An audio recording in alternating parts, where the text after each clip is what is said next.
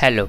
आज हम स्टार्ट करने जा रहे हैं रीजनिंग सीरीज़ का पार्ट 8। इससे पहले हम पार्ट 1 से लेके पार्ट 7 तक के कवर कर चुके हैं, तो पार्ट 1 से लेके पार्ट 7 तक के लिंक आपको डिस्क्रिप्शन में मिल जाएंगे, तो आप वहां से देख सकते हैं। बाकी आप चैनल की प्लेलिस्ट से भी सारे पार्ट देख सकते हैं, और इंस्टाग्राम और टेलीग्राम का लिंक भी आपको डिस्क्रिप्शन में मिल जाएगा। तो आइए स्टार्ट करते हैं क्वेश्चन नंबर 36 से। If blue is called green, green is called white, white is called red, red is called yellow, then what will be the colour of milk. तो देखिए इस टाइप के क्वेश्चंस को आपको कैसे करना है, काफ़ी आसान क्वेश्चन होते हैं। तो इसके क्वेश्चंस हम जो है डायरेक्टली हम लास्ट लाइन से भी देख के बता सकते हैं। पहले हम डायरेक्टली आपको आंसर बताता हूँ। देखिए क्वेश्चंस क्या पूछा है, what will be the colour of milk, what will be the colour of milk. तो मिल्क का कलर क्या होता है, मिल्क का कलर क्या होता है, वाइट। अब देखिए कहाँ लिखा है वाइट, तो वाइट का कोड क्या है, वाइट इज कॉल्ड रेड। तो यहाँ से आपको डायरेक्ट आंसर मिल गया। 36 का करेक्ट ऑप्शन क्या हुआ, डी, रेड। ठीक है, तो आप ऐसे क्वेश्चन इसको कर सकते हैं। आइए अब हम क्वेश्चन आराम से पढ़ते हैं और एक एक करके देखते हैं। If blue is called red, तो हम ऐसे लिख लेंगे, हर का सबका कोड लिख लेंगे। If blue is called green, if blue is called green, ऐसे ही ग्रीन इज कॉल्ड, अब मैं आपको शॉर्ट में लिख देता हूँ, ग्रीन इज कॉल्ड वाइट, और white is called red, red is called yellow. ठीक है, तो हमने जो है ऐसे कोड लिख दिया। उसके बाद क्वेश्चन बोलता है then what will be the colour of milk. देखिए आपको क्वेश्चंस लास्ट में ही पता चलेगा कि पूछना क्या चाह रहा है आपसे। पहले आपको सारे एक तरीके से कोड दे दिए जाएंगे, blue is called green, green is called white, white is called red. तो आपको सबसे पहले पहचानना है क्वेश्चन में पूछ क्या रहा है। जैसे इस क्वेश्चन में पूछा है then what will be the colour of milk, तो सबसे पहले आपको पता होना चाहिए कि मिल्क का कलर क्या होता है। तो मिल्क का कलर क्या होता है आपको पता है कि वाइट। तो अब देखना है आपको वाइट का कलर क्या है, वाइट का कलर क्या है, तो वाइट इज कॉल्ड रेड। तो 36 का करेक्ट ऑप्शन क्या हो गया, रेड। बस हमें यह पहचानना है इसको कोड में कैसे आपको करना है, ये चीज़ आपको ध्यान रखनी है। ठीक है, तो जैसे इसमें आपने क्वेश्चन करा, आपने लिख दिया ब्लू इज कॉल्ड ग्रीन, ठीक है, green is called white, white is called आपने लिख दिया रेड। तो यही चीज़ पूछा था, what will be the colour of milk, milk का कलर आपको पता है वाइट होता है, तो इसका करेक्ट ऑप्शन क्या हो गया, रेड। तो इसका करेक्ट ऑप्शन क्या हो गया 36 का, डी, रेड। आइए नेक्स्ट क्वेश्चन देखते हैं। Question number 37। If the consonant in the word drop are first arrange alphabetically and the vowels are put in between two pair of consonant in the alphabetically order, which of the following will be the fourth from the right end after the rearrangement. तो देखिए question क्या बोल रहा है। Question में आपको जो एक अल्फाबेट दिया हुआ है DROV, आपको एक पूरा वर्ड दिया हुआ है। अब आपको इसको क्या करना है, अल्फाबेटिकली अरेंज करना है। देखिए यहाँ पे लिखा है ना, if the consonant in the word drop are first arrange alphabetically. सबसे पहले आपको क्या करना है कि इसमें जो अल्फ़ाबेट्स हैं ये आपको दे रखे हैं DROVE, इसमें आपको पहले कॉन्सोनेंट अलग करने और वॉवेल्स अलग करने। तो जैसे कि आप लोगों को पता है कि O और E क्या है, वॉवेल्स हैं, और DRV कॉन्सोनेंट्स हैं, ये आप लोगों को पता है। तो हमने सिर्फ अभी सबसे पहले हमने लिखा DRV, ठीक है, तो हमने पहले ये कॉन्सोनेंट लिख लिए, और हमने इसको अगर हम ध्यान से देखें तो ये अल्फ़ाबेटिकली ही अरेंज है, ये अल्फ़ाबेटिकली ही अरेंज है। तो ठीक है, पहला काम हमने कर लिया। And the vowels are put in between two pair of consonants. अभी देखिए अब यहाँ पे बचा क्या है, O और E। अब ये दोनों वॉवेल्स थे, अब इन वॉवेल्स को पुट कैसे करना है हमें, दो कॉन्सोनेंट के बीच में। कहाँ पर, दो कॉन्सोनेंट के बीच में, लेकिन अल्फ़ाबेटिकली ऑर्डर में। तब आपको पता होना चाहिए अब O और E में से पहले क्या आता है, E, तो E यहाँ आ जाएगा और O कहाँ आ जाएगा, यहाँ आ जाएगा। तो हमने क्वेश्चन के अकॉर्डिंग हमने ये चीज़ें अरेंज कर दी है। सबसे पहले क्वेश्चन में क्या बोला, if the consonant in the word drop, आपको ये अल्फ़ाबेट दे रखा था, आर फर्स्ट अरेंज अल्फ़ाबेटिकली। सबसे पहले हमने क्या करा, कॉन्सोनेंट को अरेंज किया। तो ड्रॉप में आपको पता है कि D कॉन्स्टेंट है, D कॉन्सोनेंट है, R कॉन्सोनेंट है और V कॉन्सोनेंट है। ठीक है, और अगर हम बात करें वॉवेल्स, तो वॉवेल्स कौन से हैं इसमें, O और E। ठीक है, वॉवेल्स कौन से, O और E। ठीक है, हमने ये चीज़ देख लिया। अब हमने इसको देखना है, क्या हमने DRV को अरेंज करा है अल्फ़ाबेटिकली, बिल्कुल। पहले D आता है, फिर R आता है, फिर V आता है। ठीक है, हमने ये कर दिया। And the vowels are put in between two pair of consonant, और वॉवेल्स को हमें कहाँ पुट करना है, टू पेयर ऑफ कॉन्सोनेंट के बीच में, यानी यहाँ। ठीक है, ये भी हमने देख लिया। ठीक है, उसके बाद क्या करना है, अल्फ़ाबेटिकली, और फिर हमें फाइंड आउट करना है फोर्थ फ्रॉम द राइट। तो हमने सबसे पहले हम अरेंज करने जाते हैं, क्या हम यहाँ O और E ऐसे लिख देते, नहीं। क्यों नहीं लिखते, क्योंकि हमें इसको कैसे लिखना है, अल्फ़ाबेटिकली, यानी पहले क्या आएगा, ई आएगा, तो हमने यहाँ ई लिखेंगे और यहाँ क्या लिखेंगे, ओ। ठीक है, तो इसका अगर हम बात करें अरेंज करने के बाद को क्या पैटर्न रहेगा, D E R O V. ठीक है, अब क्या बोल रहा है, which of the following will be the fourth from the right end after the rearrangement. ठीक है, तो रीअरेंजमेंट के बाद अगर हम बात करें राइट में फोर्थ, तो क्या अल्फ़ाबेट्स है, ई।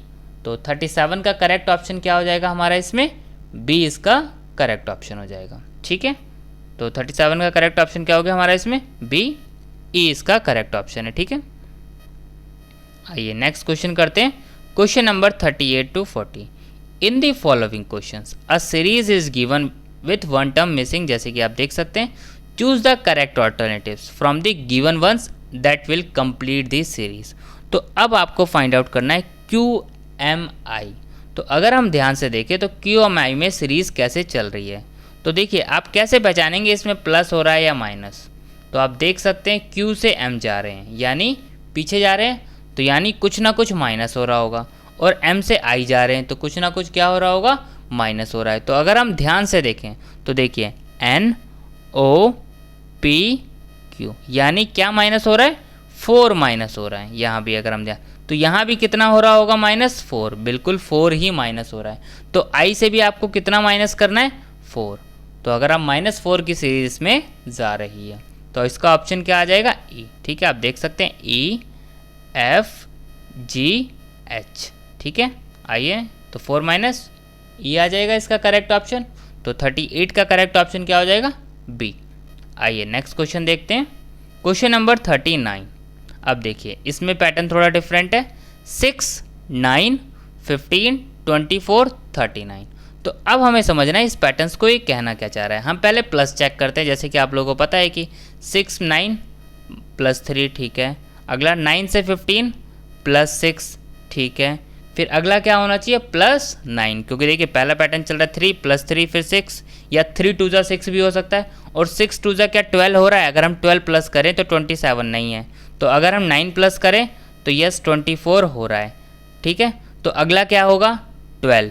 क्या 24 में 12 प्लस करें तो क्या आंसर आ रहा है, नहीं, तो ये पैटर्न नहीं है। आइए नेक्स्ट पैटर्न चेक करते हैं। नेक्स्ट पैटर्न जो है क्या बन रहा है, अगर हम ध्यान से सीरीज देखें तो अगर हम देखें 15, 6 + 9 कितना हुआ, 6 + 9 15। आपको इसीलिए सारे पैटर्न्स आपको पता होना चाहिए किस किस तरीके से आप चेक कर सकते हैं।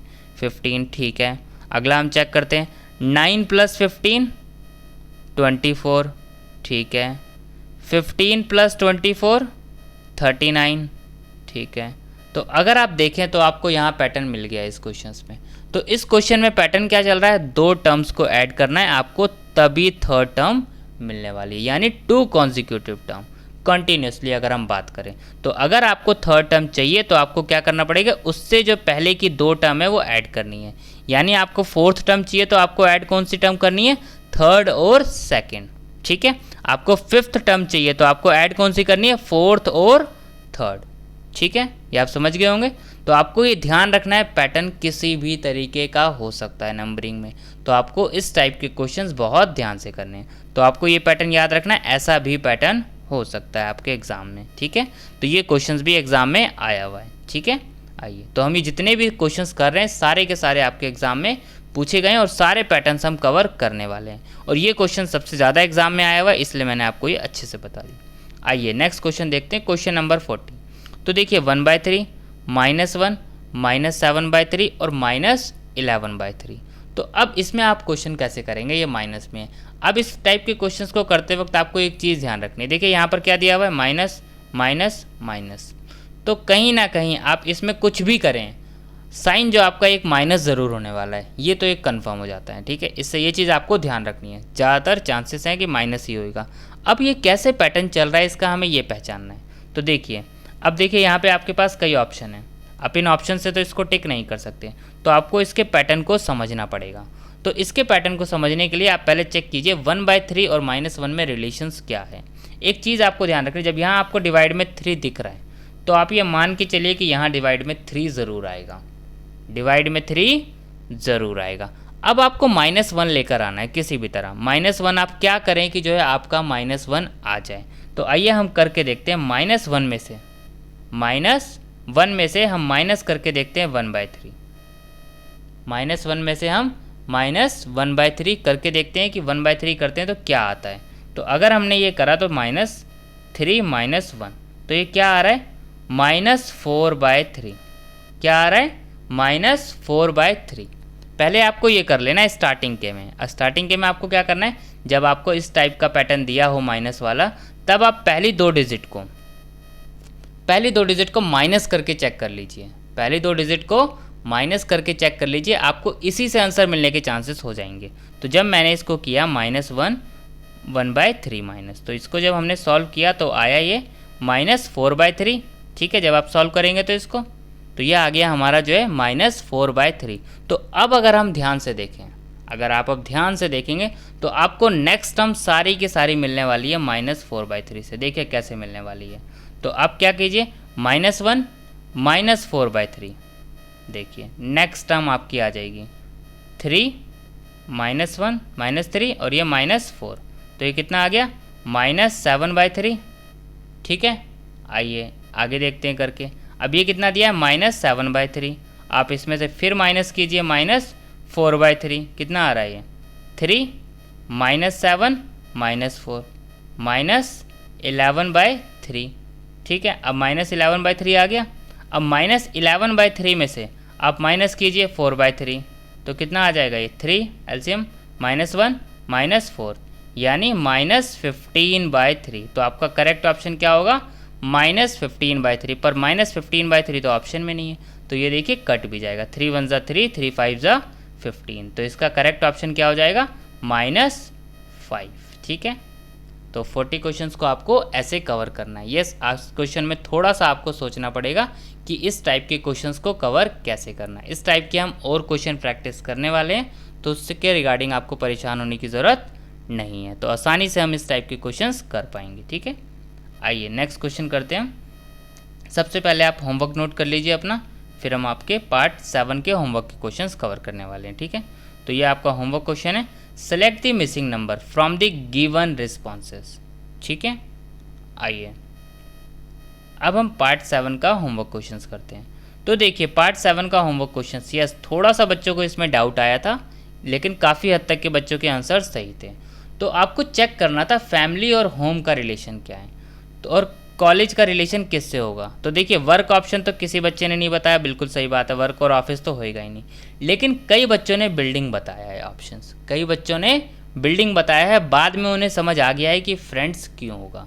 देखिए फैमिली और होम में आप सोचिए क्या रिलेशंस है। अगर हम बात करें ध्यान से, तो अगर हम सोचे ध्यान से, तो फैमिली गिव अस होम, तो कॉलेज हमें क्या देगा, दैट इज़ कॉलेज हमें फ्रेंड देगा, दोस्त देंगे। कॉलेज बिल्डिंग नहीं देगा, ये तो चीज़ आपको पता है। कॉलेज वर्क नहीं देगा, कॉलेज ऑफिस नहीं देगा।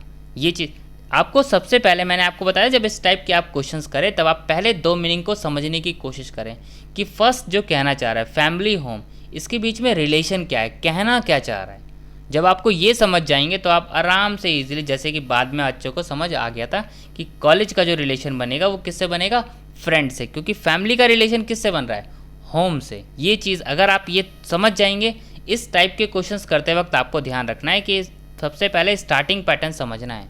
जैसे कि आप लोग को पता है कि फैमिली गिव अस होम, तो उसी हिसाब से अगर हम बात करें तो कॉलेज गिव अस व्हाट, तो इसको आप लोगों को पता है कि बिल्डिंग तो हो नहीं सकता, वर्क हो नहीं सकता, ऑफिस हो नहीं सकता, फ्रेंड्स, क्योंकि हमें आगे का भी पैटर्न देखना है ना, उस पैटर्न के अकॉर्डिंग हमें आंसर देना है। ठीक है, ये चीज़ आपको ध्यान रखनी है। ठीक है, तो इसका करेक्ट ऑप्शन क्या है, डी फ्रेंड्स। ठीक है, मिलते हैं पार्ट 9 में।